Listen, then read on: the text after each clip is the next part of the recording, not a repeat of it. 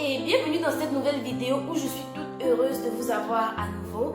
J'espère que vous allez bien et si ça ne va pas, ne vous inquiétez pas, ça va aller.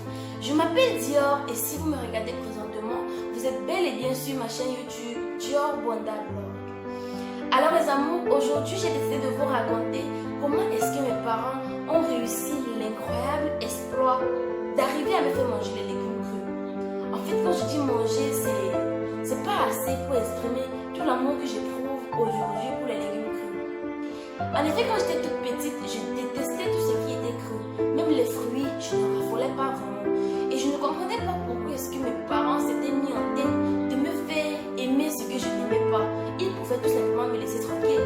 Ils étaient vraiment entêtés. Moi également, j'étais entêtée. Vous savez bien comment est-ce que les enfants réagissent quand on essaie de les faire, de les pousser à faire quelque chose qu'ils n'aiment pas en fait. Mais ils ont réussi. Par quel miracle, je le sais. En fait, c'est une histoire que j'adore et que j'adorerais raconter à mes enfants. Parce que franchement, c'est un héritage que mes parents nous ont laissé à mes aînés et moi. Et j'aimerais vraiment le partager avec vous. Alors les amours, avant de commencer, je vous invite à liker la vidéo, à vous abonner et à activer toutes vos notifications si ce n'est pas encore fait. Et comme cela, vous ne manquerez aucune de mes prochaines vidéos dans lesquelles je n'hésiterai pas à vous raconter de belles expériences comme celle-ci. Je vous invite également à commenter la vidéo, laissez-moi vos impressions dans les commentaires et dites-moi quelle méthode est-ce que vous auriez employée si vous aviez été à la place de mes parents et si leur méthode vous enchante. Alors les amis, sans plus tarder, let's go. Dans ma précédente vidéo, je vous ai parlé je vous ai précisé que mes aînés et moi avons passé la majeure partie de notre enfance au village avec mes parents. Et donc, mon village se situe dans la région de l'ouest du Cameroun. Pour certains d'entre vous, vous savez certainement que la région de l'ouest du Cameroun, c'est la région du Cameroun où l'agriculture et le commerce sont les activités principales. C'est très rare et presque impossible de trouver une famille à l'ouest qui ne pratique pas l'agriculture. Alors bien évidemment, mon père, il pratiquait l'agriculture, il adorait l'agriculture. Il cultivait les légumes, il faisait plus la culture des légumes. Et avec chaque saison, on variait. Il y avait les saisons où on faisait les haricots verts, les légumes, les choux et tout. Il y avait les saisons où on faisait plutôt les tomates, le piment et tout. Vous voyez un peu, donc il variait les légumes en fonction des saisons. Et donc, j'étais trop petite. Je me souviens très bien, quand je détestais les légumes, j'étais encore très petite pour aller au champ. Et même qu'il arrivait que j'y aille, c'était juste pour m'asseoir et observer mes aînés travailler parce que je n'étais pas encore en âge de travailler. Et donc, mes parents avaient un vaste terrain. Mes parents ont, excusez-moi d'avoir parlé, allez pas faire. Mes parents ont un vaste terrain dans mon village natal. Ils avaient également un terrain en campagne. Parce que dans mon village, il y a des gens qui se déplacent de leur habitation pour aller très loin dans la campagne faire des cultures. Mes parents avaient un terrain également dans la campagne où ils cultivaient les légumes également. Mais je n'y étais jamais allée, je n'avais jamais visité ce terrain parce que j'étais trop petite. Je voulais d'ailleurs y aller, mais je ne pouvais pas parce que la distance était très longue et il fallait nager à pied parce que la route n'était pas bonne, n'était pas bitumée et c'était très rocheux et il n'y avait pas moyen d'amener un véhicule. Et du coup, j'ai passé mes journées à la maison avec ma grand-mère et mes cousines pendant que mes parents et mes aînés allaient en campagne. Et je me rappelle qu'ils rentraient de la campagne avec la laitue, la tomate, les haricots verts et tout. Ma mère faisait des salades le soir pour le dîner parfois. Et moi, je détestais cela. Je n'aimais vraiment pas. Je ne comprenais d'ailleurs pas comment est-ce que mes frères aînés ils arrivaient à manger cela. Je ne comprenais vraiment pas. Et puis ma mère, mon père et ma mère, ils avaient décidé de me faire manger cela.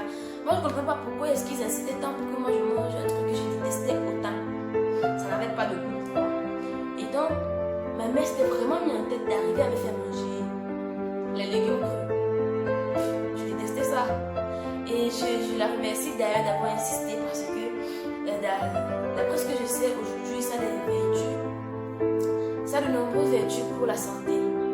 Et donc, mes parents ont un jour décidé de m'amener en campagne. Je ne comprenais pas pourquoi est-ce qu'ils avaient voulu soudainement de m'amener en campagne, chose qu'ils détestaient et qu'ils avaient décidé de faire à un certain âge. Mais un matin, ma mère me dit on va aller à la campagne ensemble. J'étais vraiment heureuse. Mais à ma grande surprise, on n'avait pas amené à manger. Juste avant, et quand j'étais là, vraiment là-bas, il y avait une source d'eau où on pouvait s'abreuver. Et donc, on va à la campagne, on marche à pied de très longue distance. On grimpe des collines et des montagnes pour y arriver. Je suis arrivée à la campagne, j'étais affamée. J'avais environ 6 ans. Je suis arrivée à la campagne, j'étais affamée. J'étais vraiment affamée. Et puis, il fallait travailler sans manger. Il n'y avait pas à manger. Et puis, à une certaine heure, mes frères, ils mangeaient de la tomate crue. Ils cueillaient la tomate, ils lavaient, et ils mangeaient. J'étais écœurée. Ils mangeaient de la tomate crue, carrément. Moi, j'avais faim, mais pas au point de manger des légumes crus, juste parce qu'il faut que je satisfasse ma faim.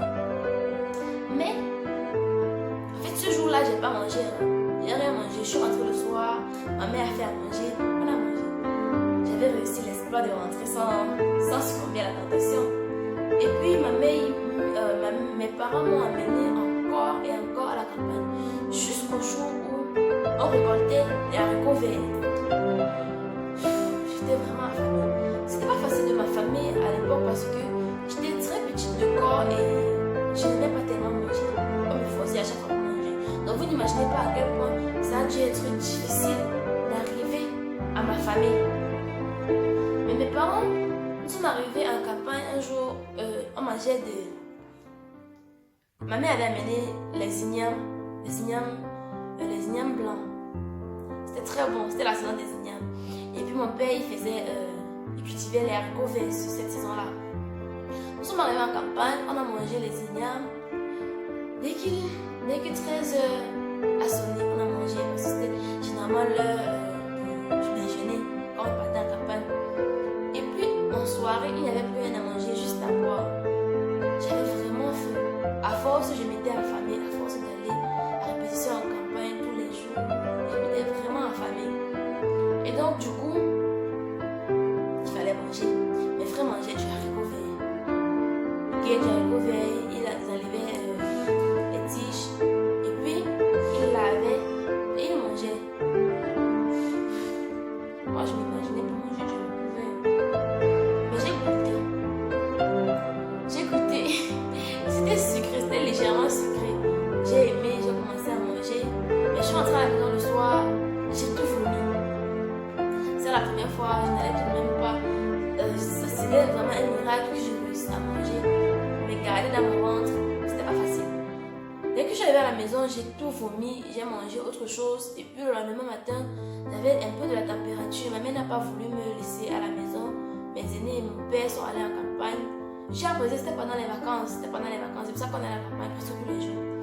Ils sont allés en campagne. Moi, je suis restée à la maison avec ma mère. Elle s'est occupée de moi. J'ai profité pour manger à ma guise. Les autres jours, je refusais d'aller à la campagne. Je prétextais ma maladie et tout. Et on allait me laisser à la maison. Mais le jour, cette année-là, je pense que je n'ai plus mangé les légumes. J'avais d'ailleurs très peur parce que le seul jour où j'avais enfin décidé de goûter, j'ai tout vomi. Et puis la saison d'après, mon père faisait les tomates et la laitue, je crois, la tomate, la laitue et les choux. Et donc, on arrivait en campagne, mes aînés n'avaient pas de problème, hein. Ils mangeaient vraiment tout. Et Suzanne également, elle était vraiment forte dans ça. Elle mangeait de la laitue crue, sans sauce. Moi, je ne comprenais pas comment elle faisait. Mais bon. Cette année-là, la première chose que j'ai mangé, c'était le chou. Et puis, j'ai mangé ça simplement parce que ma mère m'a convaincue que ça soignait les morsures de serpent. Parce que nous sommes arrivés en campagne ce matin, il y avait un serpent vert, le mamba vert. Pour ceux qui ont eu à faire de l'agriculture, vous savez certainement que les mambas verts, ils adorent la verdure. Du coup, nous sommes arrivés, tout était vert, la plantation était vraiment beau à regarder. Et puis il y avait un mamba vert qui s'était caché là à l'intérieur. C'est ma soeur qui s'en est rendu compte. On l'a tué, paix à son âme. Et puis, j'étais vraiment prise de peur. Je pense que c'était l'une de mes premières fois de voir un serpent vivant. J'avais peur toute la journée, je refusais catégoriquement d'entrer dans un espace vert. J'étais restée dans un espace tout désert où il n'y avait pas d'herbe. Ou bien je trouvais un endroit où j'arrachais toutes les herbes pour pouvoir m'asseoir là-bas de peur de tomber sur les serpents. Et puis ma mère m'a convaincue que le chou soigne, le chou cru. C'est pas ça que le chou cru en fait. Soigne les morsures de serpents. Elle était tellement convaincante. Et puis mon père a appuyé sa théorie, mes aînés également, que je me suis retrouvée à manger du chou toute la journée. Et puis, je ne trouvais vraiment pas ça délicieux, c'était vraiment dégueulasse. Mais je mangeais malgré moi, c'était un mal pour un bien. Le lendemain, nous sommes venus au champ sans de la nourriture, on n'a pas apporté à manger. Nous sommes donc arrivés. La tomate était mûre. On venait cueillir la tomate. Il n'était pas prévu qu'on y passe toute la journée. On n'avait pas amené ni d'eau ni à manger. Et la source d'eau était un peu loin des plantations. Donc il fallait vite rentrer pour pouvoir manger. Je me rappelle que ce jour-là que ma mère avait fait du pilé banane, si je me souviens bien. Et puis, nous sommes arrivés au champ. Mes aînés, ils n'avaient pas faim ce jour-là. Mais moi, à force de venir tous les jours et de ne rien manger, je m'étais vraiment affamée. J'ai essayé de goûter à la tomate. J'ai cueilli donc une tomate toute mûre et vraiment grosse. J'ai lavé. J'ai mordu dedans. Il y avait des éclaboussures d'eau. Ça m'a dégoûté. Puis j'ai jeté. Mon père donc a cherché une tomate toute dure. Donc, voici celle que j'avais cueillie était légèrement mûre. J'ai une tomate toute dure. Il a croqué et puis m'a donné. J'ai goûté, c'était bon. D'ailleurs, c'est le premier légume que d'un coup j'ai aimé. Ce fut le deuxième légume que j'ai mangé. Enfin, le troisième, si on compte le haricot vert que je n'ai pas aimé. D'ailleurs, j'ai mangé la tomate, j'ai aimé. Du coup, je me suis mise à manger et encore les tomates. Tellement que j'étais rassasiée. Je suis arrivée à la maison, je n'ai même pas mangé. J'ai adoré la tomate. Et puis, quand ma mère a fait la salade ce soir-là, je triais juste la tomate à l'intérieur et je mangeais. Je triais la tomate et le chou. Je mangeais. J'étais vraiment convaincue que le chou allait être comme un bouclier. Genre, si je mangeais le chou, ça allait former un peu comme un bouclier autour de moi et empêcher tous les serpents de m'approcher. C'était l'idée que m'avaient mis mes parents en tête. Et donc voilà, j'étais vraiment devenue une pro des choux crus. Le jour d'après, quelques semaines plus tard, nous sommes revenus en campagne pour récolter la laitue. Ce jour-là, en fait, je voulais goûter à tous les légumes. Parce que plus je mangeais et plus mes parents me disaient, me parlaient des vertus que ça avait pour la santé. Mon père m'avait raconté une histoire sur laquelle la tomate, dans la laitue, j'oublie un peu. Mais il y avait, quand j'étais petite, on me parlait d'un monstre qui venait manger les enfants la nuit, les enfants qui refusaient de dormir tôt. On appelait le Macron. Si je me rappelle bien, c'était un nom en patois, un nom assez effrayant que mes parents avaient inventé pour me faire dormir tôt. Parce que mes frères, ils passaient la soirée à regarder des films d'action et puis moi, j'aimais les regarder avec eux. Mais ma mère avait donc inventé une histoire selon laquelle il y a un monstre qui vient la nuit attraper les enfants qui ne se couchent pas tôt. J'étais obligée de me coucher tôt. Et mon père m'a raconté, quand nous sommes arrivés en campagne, il m'a dit c'était un secret de ne pas en parler à ma mère. Il m'a dit que la laitue crue, ben ça éloigne ces monstres. Et puisque moi, j'avais tellement envie de regarder les films que mes frères regardaient pendant la nuit quand tout le monde dormait. Ils regardaient les films d'action. Et puis puisque moi, j'avais tellement envie de regarder ces films pour une fois avec eux, j'ai donc mangé de la laitue juste comme ça parce que mon père m'a dit que ça éloignait ces monstres. Je me suis retrouvée à manger la laitue crue, sans sauce vinaigrette, sans rien. Je mangeais ça malgré moi, mais c'était juste pour pouvoir regarder ça. Parce que j'étais prête à tout pour qu'on me laisse regarder ce film avec mes amis. J'ai donc commencé à manger la laitue. Et puisque mes parents ont compris que le seul moyen de me faire aimer tous ces légumes était d'inventer des histoires et des histoires en ma faveur pour que je mange. Ils ont inventé des histoires et je me suis retrouvée à tout manger. La betterave, les aubergines, franchement tout. Et puis aujourd'hui, à force d'en manger, j'en raffole. Et puis j'en raffole vraiment plus